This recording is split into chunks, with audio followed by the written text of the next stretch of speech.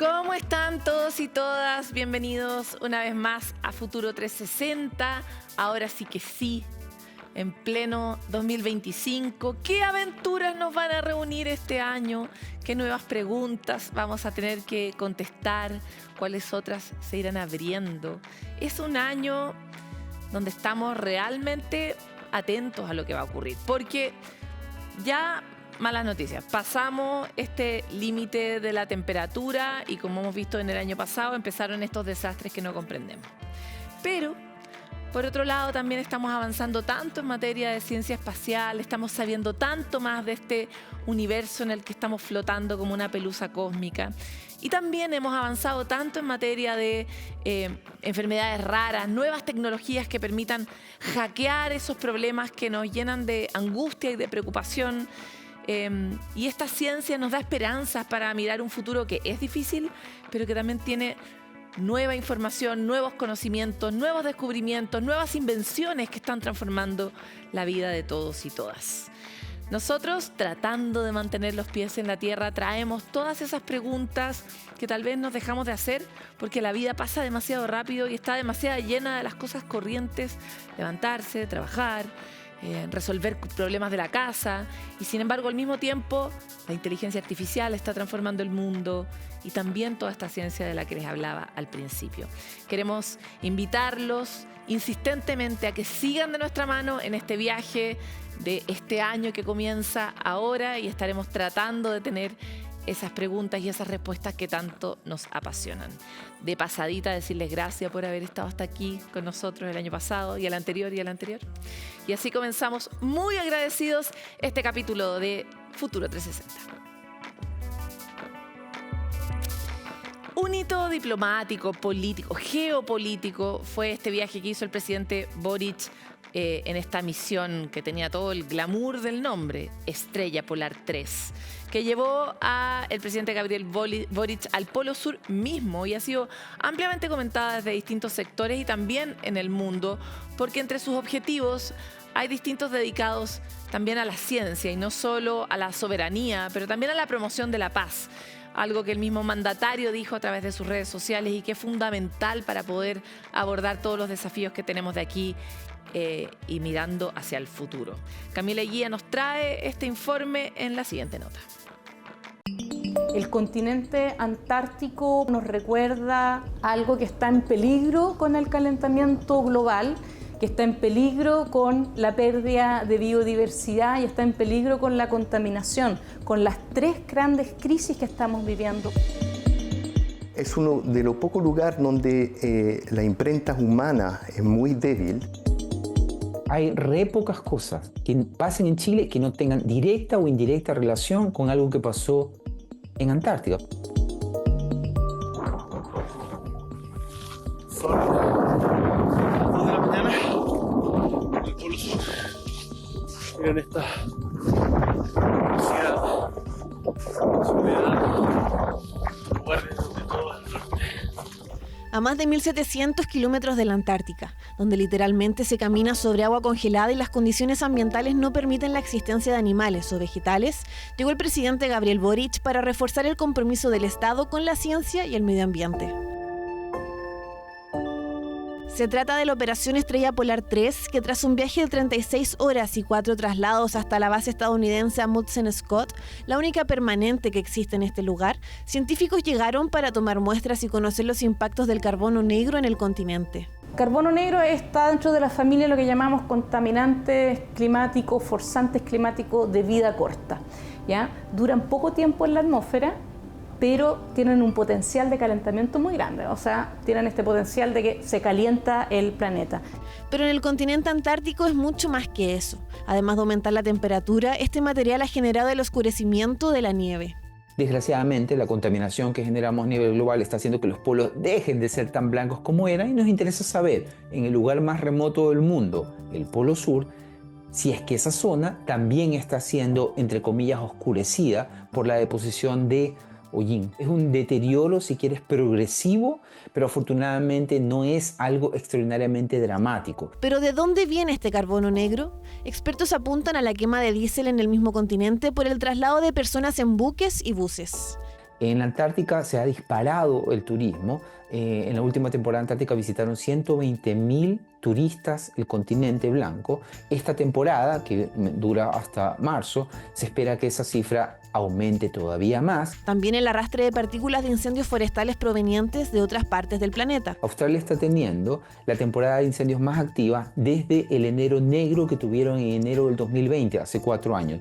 Las nubes de ese carbono negro, de esas nubes de incendios que se generan, en algunos casos, sobre todo cuando vienen de Australia o de Tierra del Fuego, pueden incursionar en Antártica y también contribuyen a cambiar el color lentamente, pero de manera significativa, del continente blanco.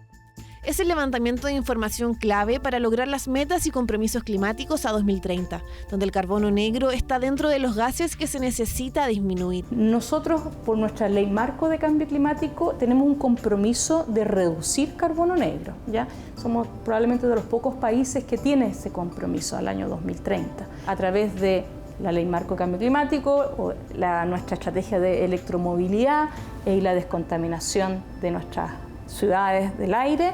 Estamos entonces también apoyando a estos compromisos que son para el cambio climático. Siendo un viaje único, el Instituto Antártico Chileno tomó otras muestras que también serán analizadas en laboratorios de distintas universidades. Tomas de 3 muestras de contaminantes antropogénicos, que son carbono negro, microplástico y un compuesto PFC, que polifluorado, que es muy poco probable que exista en el Polo Sur, pero nadie realmente lo ha estudiado, porque se requieren sacar muchas muestras y llevarlo a laboratorios muy especializados. Entre ellos, la toma de muestra de nieve que se analizará en laboratorios de la Universidad de Santiago de Chile busca conocer qué tipo de partículas están cayendo aquí, y la medición con instrumentos específicos intentan determinar las condiciones del hábitat del lugar. Mientras la posible extracción de minerales y petróleos, que según medios internacionales alberga reservas de 511.000 millones de barriles de petróleo, 10 veces la producción del Mar del Norte en 50 años. Encontraron petróleo en una zona de la Antártida que reclama Argentina, pero el que lo encontró fue Rusia. Así lo informaron medios internacionales. Una discusión en la que el gobierno ha sido enfático. Antártica es un continente para la paz, para la cooperación y la cooperación científica en particular. Las cosas, hay algunas voces que dicen de que quizás Antártica se podría utilizar, explotar ciertos minerales, otros recursos. Nosotros como país decimos claramente continente para la paz y la ciencia. Durante el actual gobierno, 3 visitas han marcado la presencia del Estado en este punto del planeta. En noviembre de 2023, el presidente y el secretario general de la ONU fueron para promover el reforzamiento de los esfuerzos contra la crisis climática, y en junio del mismo año para el estreno de nuevas tecnologías para el monitoreo climático. Hemos aprendido con mucha certeza que lo que pasa en la Antártica no se queda en la Antártica, sino que los cambios climáticos que aquí se producen afectan de manera definitiva al resto de la geografía y al resto de la humanidad, y por lo tanto vamos a seguir trabajando. Por eso, a nivel general, la Antártica registra investigaciones nacionales ligadas al estudio de la microbiología, la gestión de los recursos marinos, la amenaza a especies en peligro como el pingüino rey, e incluso la Armada ha desarrollado proyectos de medición científica del retroceso de glaciares. Un laboratorio natural clave frente a la crisis climática, que al menos nuestro país busca seguir descubriendo.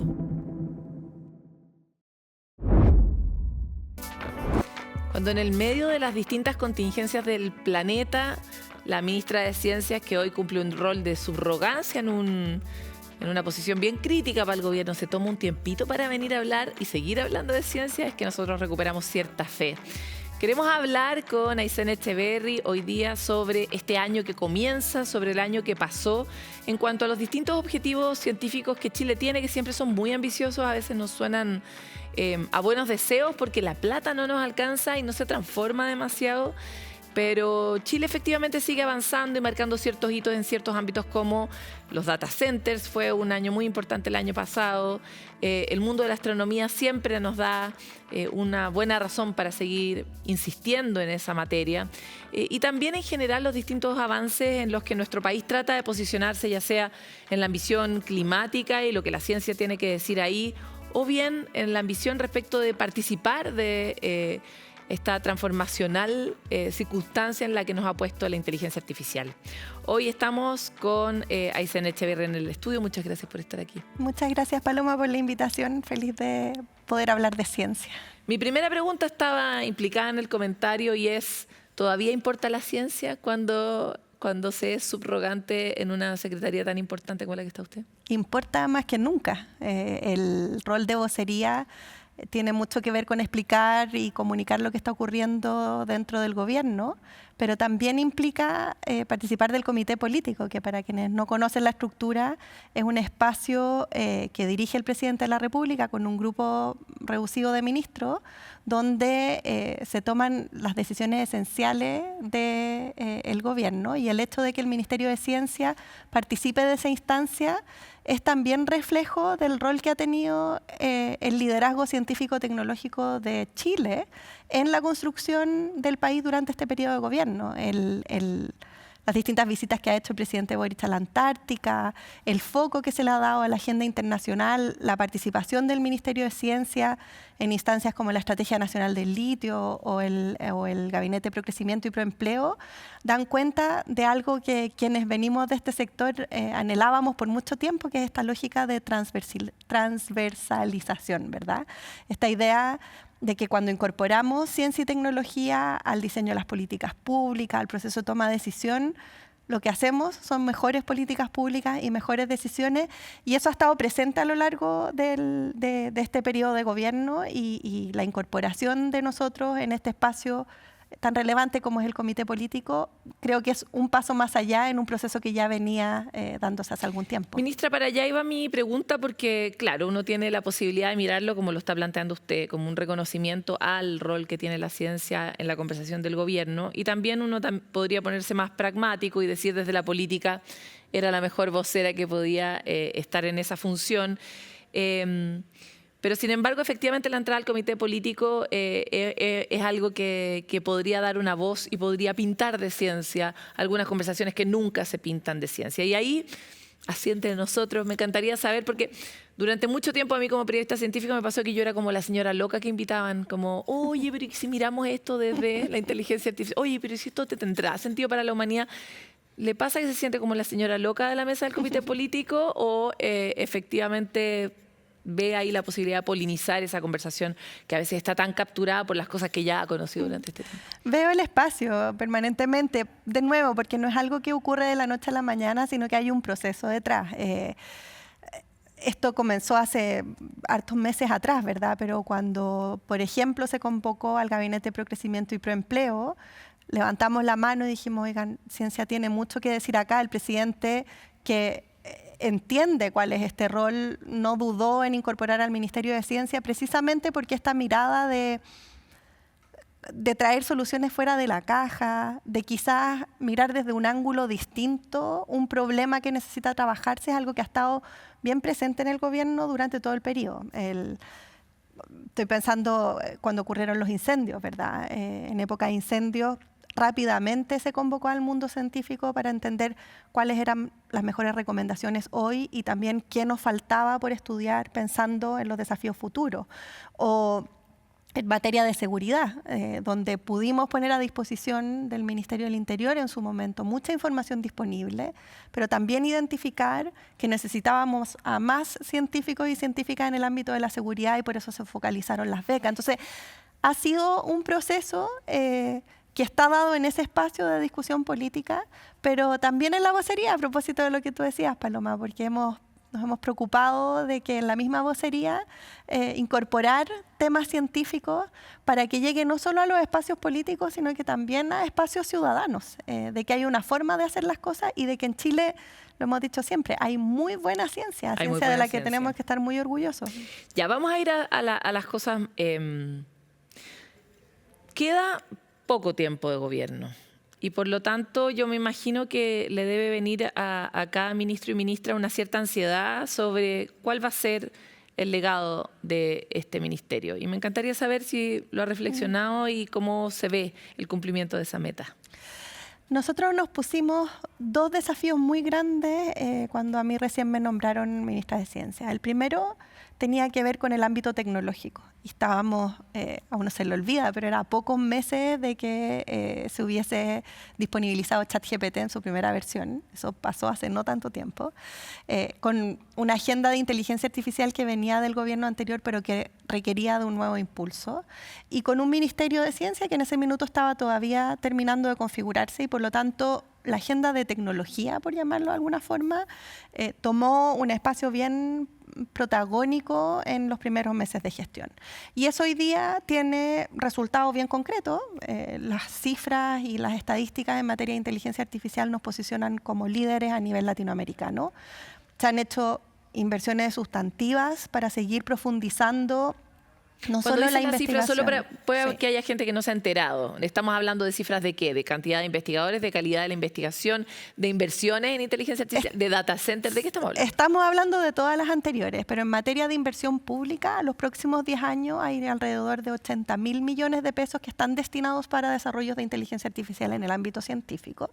Pero a eso se suma lo que estamos haciendo en materia de inversión. Tú mencionabas data center, tiene que ver con eso, porque la inteligencia artificial no ocurre en el vacío, sino que ocurre en una infraestructura que la soporte. Y ahí el Plan Nacional de Data Center a lo que apunta es aumentar la infraestructura disponible. También en números de científicos. Hoy día tenemos el primer doctorado de inteligencia artificial que lleva adelante el Crutch Bio Bio. Hay otros que están en preparación, pero además tenemos cada vez más a más gente preparándose en materia de inteligencia artificial. Y por el lado de la industria, vemos cómo los sectores productivos rápidamente han incorporado esta tecnología con impactos en su productividad que esperamos se potencien durante el próximo año. Y en términos institucionales, que esto también es relevante, en un ministerio que estaba en construcción, a partir de enero de este año, el ministerio cuenta con una división de tecnologías emergentes. Porque así como hoy día fue la inteligencia artificial, sabemos que Chile tiene un gran potencial en materia de biotecnología, muy asociado a la Estrategia Nacional del Litio, donde hoy día ya estamos haciendo inversiones para estudiar extremófilos, para entender impactos medioambientales, que está muy asociado a esa industria de biotecnología también. Sabemos que a la vuelta de la esquina viene el quantum. Tuvimos una comisión experta en materia de quantum, y todo ese mundo, ¿verdad?, de tecnología emergente que están muy ancladas en la ciencia y que tienen un alto impacto disruptivo, y que pueden ayudar a sofisticar nuestra matriz productiva, por ejemplo, hoy día tienen un espacio dentro de la institucionalidad a través de esta división. Ministra, Chile, por esfuerzos creativos en entrar antes a las conversaciones, es un país súper intuitivo igual. O sea, en algún momento hubo una gran estrategia nacional para tratar de conectar a más personas, y eso igual ha impactado en otros índices que posteriormente nos han hecho famosos: la velocidad de Internet, la apropiación tecnológica, la cantidad de celulares que tenemos por persona. Hacemos una ciencia de mejor calidad, tenemos estas iluminaciones de participar de conversaciones globales de las que uno diría, pero un país tan chico metido en la inteligencia global, raro, ¿no? O tenemos esta otra iluminación de decir vamos a ser, no sé, carbono neutrales, cuando no somos los responsables principales. Parece que como por ideas no nos quedamos, pero nos quedamos por presupuesto, y nos venimos quedando por presupuesto los últimos 40 años y más. ¿Cuándo y en qué momento se va a cumplir esa promesa con la que empezó este gobierno y que todavía no puede cumplir? Y esa es la segunda parte de esta idea de en qué hemos trabajado, ¿verdad? No me atrevería a decir legado, pero sí en donde han estado puestas las energías. Y tiene que ver precisamente con el financiamiento en ciencia y tecnología. No es secreto para nadie, ¿verdad? Nos tuvimos durante muchos años pegados entre un 0,34 o 0,36% del PIB en inversión en investigación y desarrollo. Nos pegamos un salto el primer año de gobierno. Hay que recordar que estas estadísticas se ven con 2 años de desfase, por lo tanto vemos recién el primer año de gobierno que nos permitió llegar a 0,39. Aumentamos al año siguiente y al tercer año de gobierno en porcentajes que bordean el 10% en inversión pública en I+D.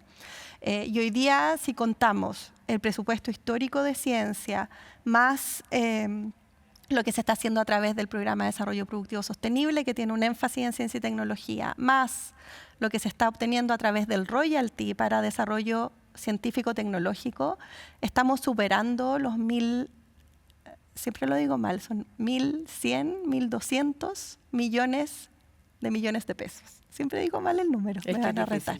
Pero tiene mucho cero. Pero son más de 1.000 millones de millones. En términos porcentuales estamos hablando de alrededor de un 20% de incremento. Cifras más, cifras menos. O sea, vamos a quedar en... No sé cuál es el porcentaje porque hay que recordar que esto depende de la inversión del mundo privado. Claro. Y cuando miramos el porcentaje de inversión en I+D es la inversión pública, donde hemos hecho un esfuerzo que es relevante, yo diría, de los más grandes que se han hecho en los últimos, no sé, 10, 15 años. Pero además hemos trabajado de la mano con el sector privado y también en materia legal con el proyecto de ley de transferencia de tecnología para poder facilitar la inversión en I+D por el sector privado también. El resultado de este trabajo lo vamos a ver en el primer año del próximo gobierno. Primero o segundo año del próximo gobierno vamos a ver las cifras. Yo me atrevería a apostar que vamos a pasar con creces el 0,4% del PIB, que es una barrera un poco psicológica, la barrera ¿verdad? Psicológica que siempre estamos como tocando, ¿no? Pero lo que es interesante, más allá de la inversión que se ha hecho, que como decía es importante, es que también trazamos un camino de crecimiento. Porque todos nos hicimos la pregunta en algún momento, ok, si queremos llegar al 1% del PIB, ¿cómo? Y hacerlo a través de las herramientas que teníamos, que son los fondos concursables, exclusivamente, no era viable. Nos íbamos a demorar 50 años. Y por eso la creación de este fondo del que hemos hablado, el Fondo de Investigación en Universidades, que lo que hace es reconocer un principio básico, que es que la investigación es una actividad permanente que requiere de financiamiento permanente, marca un hito y pavimenta un camino para un crecimiento mucho más sustantivo en materia de ciencia y tecnología. El fondo se echó a andar y es cierto que partió pequeñito porque necesitamos que las universidades preparen esa musculatura, ¿verdad? Y presenten cuáles son sus estrategias para poder desarrollar investigación. Pero ya con el fondo en operación, en marcha completa, estamos hablando de 120.000 millones de pesos al año que van a ir precisamente a estas capacidades estructurales de investigación. Y me quiero colgar de algo que decía Paloma respecto de las buenas ideas. Es cierto que tenemos buenas ideas, pero también es cierto que culturalmente desde los inicios de la República, o sea, cuando le pedimos a Filippi y a Gay que vinieran a ayudarnos a entender cómo se armaba este país, lo hicimos pensando en ciencia y tecnología.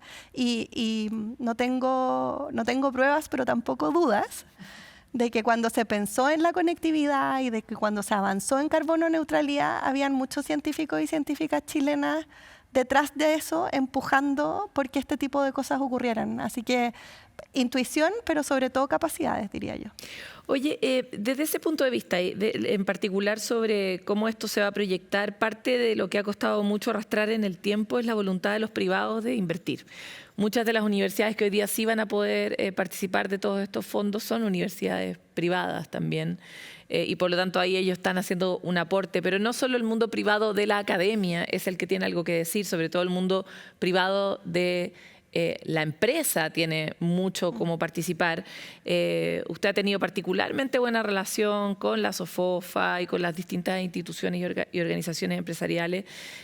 ¿Cómo ve que está evolucionando eventualmente la perspectiva del mundo empresarial chileno, que ha sido históricamente muy tímido en la inversión de I+D? La inversión en I+D y el uso de ciencia y tecnología para el desarrollo es un esfuerzo colectivo. Yo creo que en eso estamos todos claros y lo reconocen así los distintos sectores. Yo creo que es un gran avance. Voy a parafrasear a la presidenta de la SOFOFA, a la Rosario, en estas materias, pero ella habla de un sector empresarial que también ha evolucionado mucho y es un sector empresarial que se hace preguntas profundas respecto de cómo hacer crecer su industria y del rol social que tiene la empresa. Y eso viene necesariamente de la mano de la ciencia y la tecnología. Y ocurre en empresas grandes y en empresas pequeñas. En empresas grandes, Codelco, hoy día creo, su presidente Máximo Pacheco dio una entrevista contando los buenos resultados de Codelco este año. Yo agregaría a eso el esfuerzo que ha hecho en, por ejemplo, transformación digital e incorporación de inteligencia artificial en sus procesos. Tienen unos equipos de cientos de ingenieros que están ahí entendiendo los procesos, analizando datos, optimizando desde la ciencia y la tecnología en empresas grandes como Codelco y también en las pequeñas. Leo Prieto se ganó un premio Boni este año, es una empresa chilena que tiene un satélite en órbita que además mide temas medioambientales. O sea, ¿qué más anclado en lo que hemos proyectado como ciencia chilena que tecnología satelital apoyando en materia de cambio climático? Si yo pongo esas tres personajes, ¿verdad? Leo Prieto, Rosario Navarro, Máximo Pacheco, yo veo un mundo empresarial en toda su diversidad. Que se está moviendo. Que se está moviendo y que tiene una preocupación por estas materias y que está invirtiendo en esta dirección y que justifica que desde el gobierno hagamos mayor inversión pública, mejores regulaciones para que las universidades puedan trabajar con el sector empresarial y que sigamos desde el mundo político empujando porque haya más ciencia en todos los espacios. Ministra, aparte de las voces, es difícil tener siempre contento a todo el mundo, ¿no? Nosotros hemos sido líderes globales en materia de conversación sobre cómo amplificar y aumentar nuestra propia y la del resto ambición climática para poder cumplir con los desafíos que tiene la Tierra en el marco del contexto del cambio climático. Pero paralelamente nosotros estamos poniendo muy al servicio nuestra economía con los costos que eso tiene, ¿no? O sea, estamos muy orientados a producir una alta cantidad de minerales críticos para la transición energética, muy interesados en ver de qué manera podemos participar ahí con el hidrógeno verde y con el litio. Y todas esas cosas tienen costos para nuestros territorios y empieza a ser difícil caminar y mascar chicle en el fondo. O sea, con uno sí estamos empujando la ciencia, con el otro también, pero con uno a veces estamos descosiendo el camino que cose el otro. Y ahí surge toda la conversación que surgió durante este año a propósito, por un lado, de los permisos, del mundo de los permisos, por otro lado, de por qué le tendríamos que estar resolviendo nosotros los problemas a Europa. Y ahí me encantaría conocer su mirada, porque creo que es una mirada difícil. En el fondo, tomar una posición en este contexto es complicado, pero ¿cuáles son las reflexiones que trae para el país y desde el mundo del impulso de la ciencia que tenga sentido hacer todos esos esfuerzos? Me acuerdo cuando recién me nombraron ministra, tuvimos una entrevista acá y hablamos en ese entonces de desarrollo productivo sostenible, ¿verdad? Que era este concepto que se Además, estaba... usted participa directamente de ese... Sigo participando. Que era este concepto como una forma nueva de lograr este equilibrio entre desarrollo productivo, sustentabilidad y también equidad territorial, ¿verdad? Que es algo de lo que nos tenemos que preocupar. Y en ese entonces, esto que era una idea que se estaba transformando en un programa, todavía no daba frutos y resultados.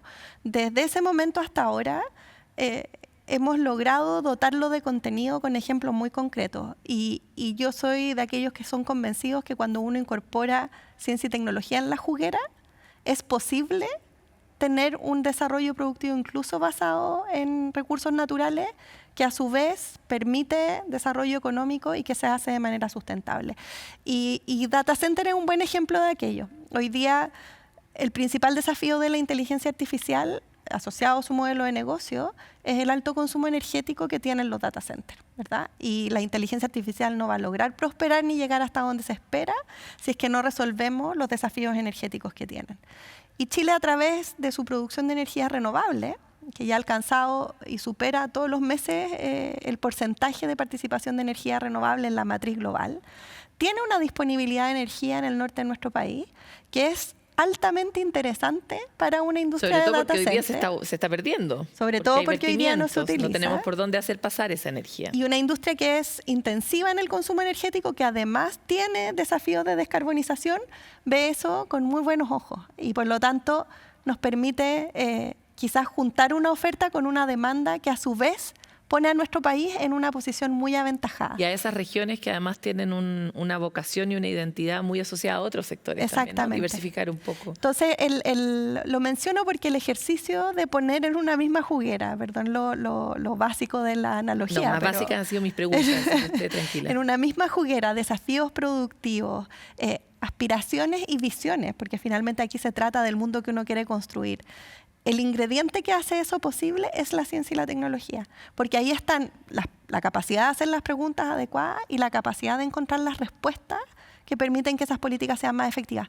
Eso es lo que hemos empujado con mucha fuerza en este gobierno.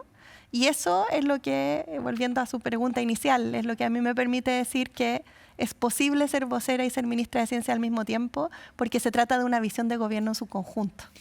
Vamos a la Antártica, porque el presidente acaba de estar en el Polo Sur. Así es.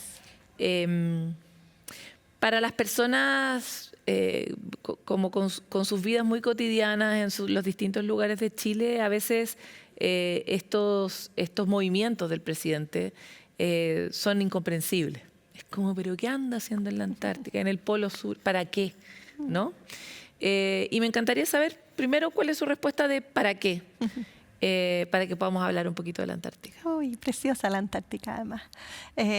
Tiene algo de poético, ¿no? Fueron al Polo Sur, que es donde se encuentran los meridianos. Es simbólico, pero al presidente le gustan las cosas simbólicas, y las cosas simbólicas no tienen valor para todo el mundo. Tiene algo muy práctico. Tiene que ver primero con un ejercicio estratégico de reivindicación de soberanía. Chile tiene una reivindicación de soberanía en la Antártica y no es cualquiera, sino que es una que se basa en una premisa que es la de resguardar el continente antártico como un continente de ciencia y de paz. Y eso, que es una declaración, se hace concreto en hechos muy tangibles. Se hace concreto en que Chile cuenta con un rompehielo, que es un orgullo nacional que fue completamente construido en Chile y que habilita llegar a lugares insospechados dentro de la Antártica. Eso se materializa en una inversión en ciencia antártica que aumentó en cerca de 2.000 millones de pesos para el 2025, que nos va a permitir llegar a más lugares, con más científicos, con más infraestructura, para seguir conociendo la Antártica. Eso se materializa también en la agenda que como país hemos llevado al ámbito internacional en materia de cambio climático. La Antártica es un centinela del cambio climático. Nuestro país es de los países que se verá más afectado por el cambio climático y por lo tanto conocer de primera fuente, tener conocimiento que nos permita enfrentar esos desafíos es lo que nos permite tomar mejores decisiones en materia de incendio, en materia de planificación urbana, en materia de urbanización, en fin, en una serie de ámbitos. Entonces, la visita, y que fue una visita que además iba acompañada de científicos, fue el director del INACH que incluso tomó muestras para hacer investigaciones específicas, da cuenta de aquello, ¿verdad? De que aquí la Antártica es estratégica para nuestro país. Lo ha sido históricamente, lo es aún más a propósito del cambio climático y sus efectos, y nuestro presidente, que ya es tercera vez que va, lo ha hecho desde lo simbólico, pero también desde lo concreto, con priorización, con inversión, con equipamiento, que hoy día nos permite estar desplegados en la Antártica de manera bastante significativa y con de nuevo, insisto, una visión muy clara, que la Antártica es y tiene que seguir siendo un continente de ciencia y de paz. Que, en lo que todavía estamos bien más o menos, porque la negociación de la Antártica últimamente, tratando de proteger nuevas áreas en esta postulación que tiene Chile y Argentina, tratando de amplificar la zona de protección del krill, todavía va mal, diríamos. No, necesita mucho acuerdo, ¿no? Y que es parte de la agenda que hemos promovido. O sea, en términos de negociaciones internacionales, la visita del presidente contribuye mucho en esa dirección. El hecho que hayamos ido hace algunos meses atrás con el director general de Naciones Unidas también tiene mucho que ver con ese posicionamiento internacional que volviendo al inicio de la pregunta, ¿verdad? Son cosas que a lo mejor no están en el día a día y en la contingencia inmediata, ¿verdad? No es seguridad que nos ocupa y nos preocupa y nos tiene a todos trabajando, pero el gobernar supone resolver el problema presente, pero también instalar esas piezas que permiten resolver problemas futuros. Y todo lo que ocurre en Antártica, en cambio climático y en ciencia, tiene que ver con eso segundo, que es extremadamente importante y que se va quizás a ver y a reconocer y a valorar aún más en los años que vienen. Ministra, nos queda poquito tiempo. Usted mencionó dentro de las cosas relevantes que había un buque que había sido hecho en Chile, fue hecho en ASMAR. Sí. Y ASMAR tiene una propia estrategia también de posicionarse como un proveedor de este tipo de tecnología para el mundo. Desde ya en Chile se construyen buques científicos y para otros países, de hecho, se exportan. Entonces me encantaría volver a algo que se dijo cuando usted fue vuelta a mirar ahora en su nuevo rol, fue como, pero ¿a quién era esta ministra de Ciencia que teníamos nosotros? Y se hablaba mucho de que usted tiene una muy buena relación con el sector privado y que le interesa mucho la aplicación de tecnología. Entonces quiero volver a mi primera pregunta, sabiendo cómo se va a notar esa habilidad, ese know-how, esa carrera que ha hecho y esa fijación que ha tenido con el desarrollo de tecnologías más aplicadas. Lo digo a propósito de su viaje al CERN, a este comentario que hacía sobre el buque chileno. ¿Cómo se va a ver eso cuando usted haya terminado? ¿Cómo hemos avanzado en ese ámbito que es mucho más palpable para los chilenos y chilenas? Hay un trabajo que hemos hecho con la industria tecnológica chilena que se llama Tecnología Chilena, y es un acuerdo bajo el cual hemos estado trabajando el último año y medio. Y lo que busca ese acuerdo es romper un prejuicio que aún existe de que esta idea de que Chile no hace tecnología o que la tecnología que se hace en Chile no es de buena calidad. Eso no es cierto, definitivamente no es cierto. Chile tiene la capacidad de construir satélites, de crear buques rompehielos que generaron la admiración del presidente Macron, una potencia en estas áreas, que es Francia. Tiene la capacidad de incorporar tecnología e inteligencia artificial en sus empresas públicas. Nuestra industria, la grande y la chica, está muy avanzada en materia de digitalización y aquí se hace tecnología que contribuye precisamente a que nuestras industrias más tradicionales sean más sustentables. Estoy pensando en la salmonicultura, en la minería, que son industrias que históricamente han requerido también de ciencia y tecnología para mejorar, por ejemplo, sus índices de sustentabilidad. Eso que llamamos tecnología chilena es algo que debiese llenarnos de orgullo y no sé si no soy yo quien tiene que evaluarlo al final del periodo, pero yo sí espero que, terminado mi rol en el Ministerio de Ciencia, el decir que tecnología chilena es buena tecnología sea algo como evidente, ¿verdad? Que ya no sea un prejuicio en el sentido contrario, sino que sea de toda lógica enorgullecernos de la tecnología que se hace en nuestro país. Ministra, le quiero agradecer y la vamos a invitar antes de que termine este gobierno para poder evaluar todo eso. Muchas gracias, Paloma. Gracias a usted. Nos tratamos de pasear por todos los temas, no es fácil porque siempre nos quedamos cortos y es que las preocupaciones del mundo científico y de Chile por tratar de avanzar en otras materias son muchas. Son muchos los ámbitos en los que hay muchas noticias, sobre todo del mundo de emprendimiento, de startups, que tratamos de traerles a ustedes a través de nuestro programa Futuro 360, pero así es el tiempo, limitado. Vamos a una pausa y volvemos con mucho más de este programa.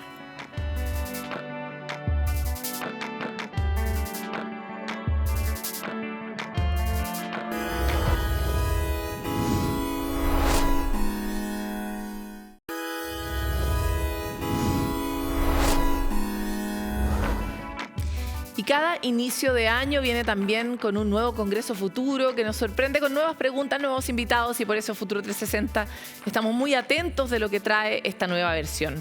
Bajo el lema ¿Qué humanidad queremos ser? Este Congreso 2025 que va a durar 6 días llenas literalmente llenas, porque vienen muchos científicos, más de 120 científicos, filósofos e investigadores.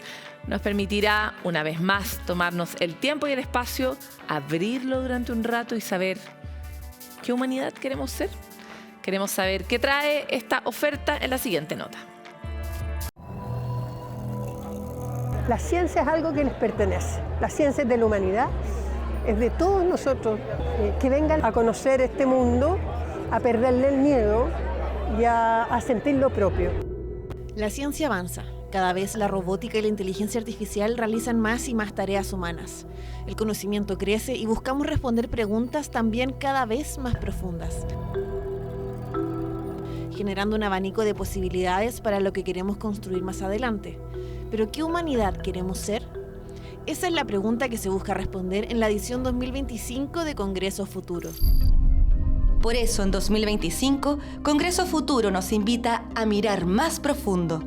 Más de 120 charlas magistrales, talleres, experiencias inmersivas con realidad virtual y mucho más es parte de lo que trae esta nueva versión del encuentro de divulgación científica más importante de Latinoamérica, con temas como la computación cuántica y el desarrollo de videojuegos. Es algo súper importante, creo, esa democratización del conocimiento. Voy a hablar un poquito de lo que es cuántica, el rol del aprendizaje y tratar de alguna forma desde mi área responder a esta pregunta que es ¿qué planeta, qué humanidad queremos dejar a la gente que viene? Mi presentación en Congreso Futuro es explicar cómo esto traspasado generaciones desde los años 80 y actualmente Chile es potencia mundial en muchos videojuegos. Clave que la gente se entere de esto. Chile está haciendo un polo y un foco a nivel mundial con respecto a esta temática.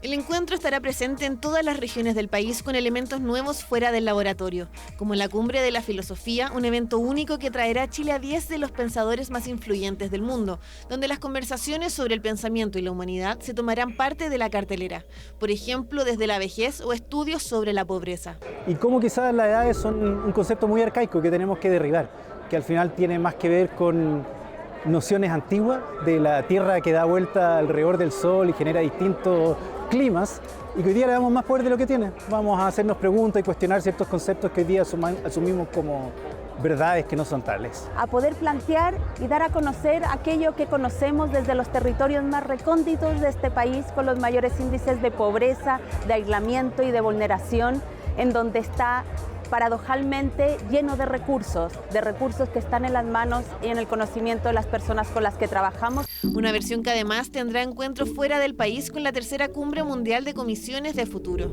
El Congreso Futuro se está internacionalizando. Hay otros países, como Marruecos, como España, como Latinoamérica, que quieren imitar al Congreso Futuro.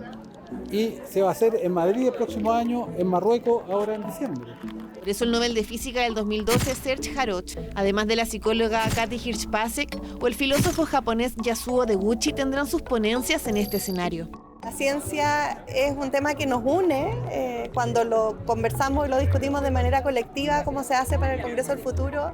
Lo que hacemos es construir más conocimiento y es construir futuro desde la esperanza, desde la posibilidad de avanzar de la mano del conocimiento, y eso es una experiencia maravillosa que no podemos desaprovechar. El Congreso Futuro se realizará del 13 al 18 de enero en el Centro Cultural Seina en la comuna de Santiago, y las entradas pueden ser adquiridas de manera gratuita a través de Punto Ticket.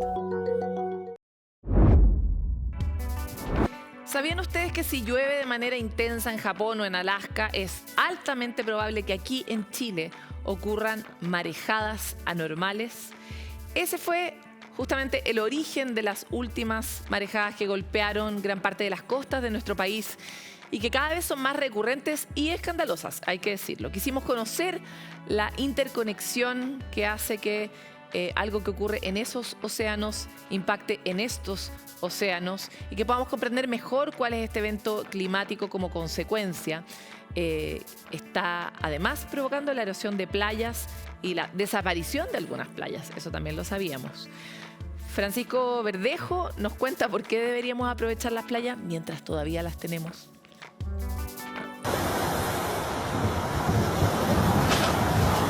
Superaron los 3 metros de altura, golpeaban cada 20 segundos y provocaron daños de norte a sur. Un nuevo episodio de marejadas anormales en Chile, las que tuvieron su origen a más de 10.000 kilómetros de distancia. Fueron generadas aproximadamente entre el 20 y el 21 de diciembre en el Pacífico Norte, producto de grandes vientos que se generaron en esa ubicación y donde se produjeron olas de alrededor de 20 metros de altura.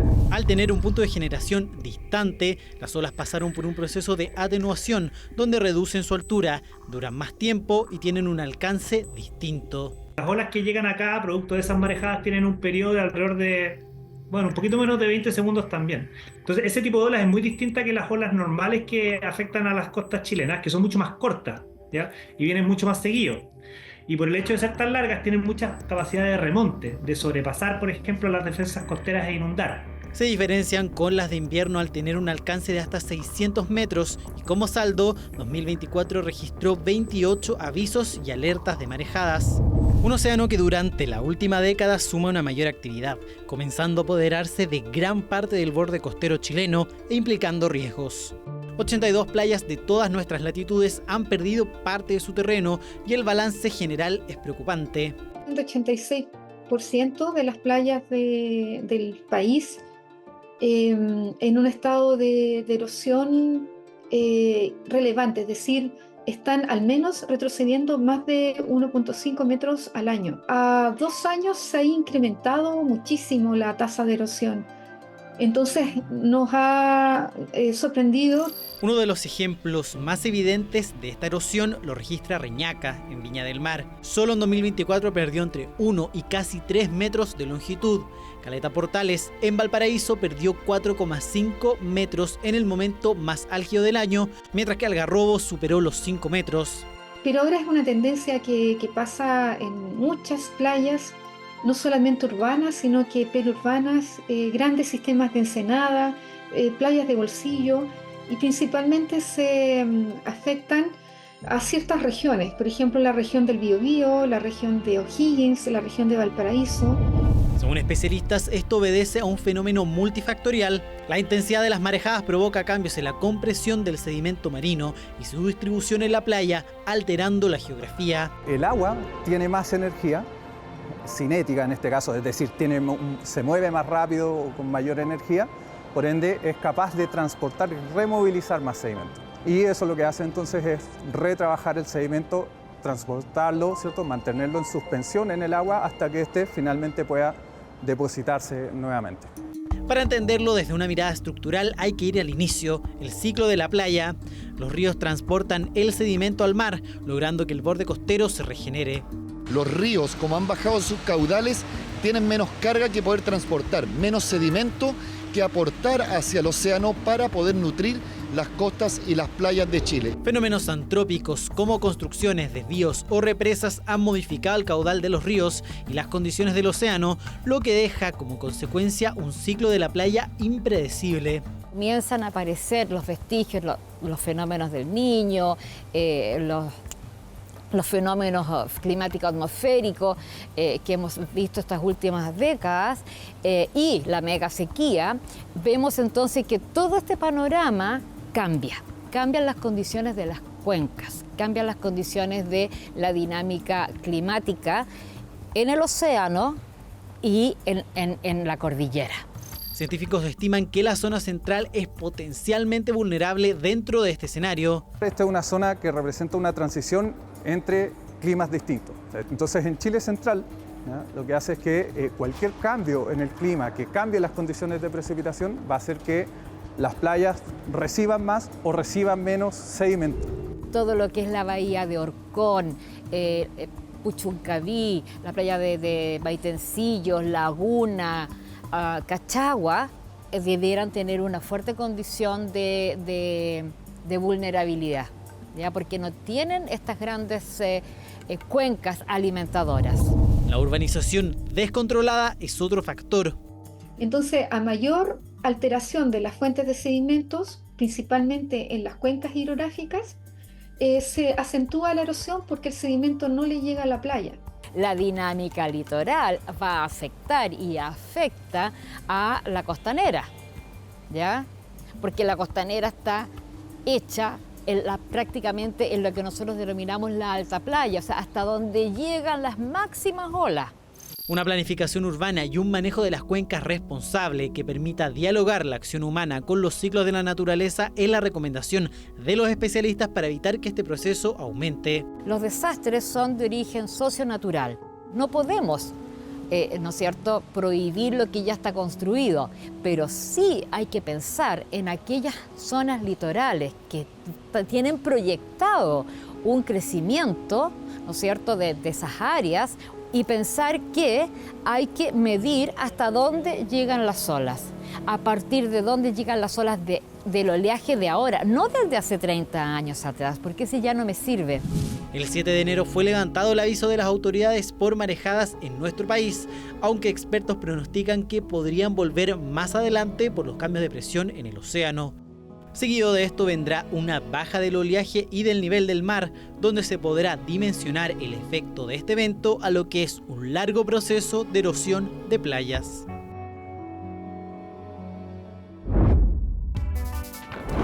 Hasta aquí llega este capítulo de Futuro 360, donde tratamos de proyectar un poco el año, lo que hemos vivido, lo que viviremos, comprender esta complejidad en la que hemos decidido existir en este momento en la Tierra. Así que sin más, los invitamos a que sigan con nosotros este año y en un nuevo capítulo de Futuro 360 que llegará muy pronto. Nos vemos.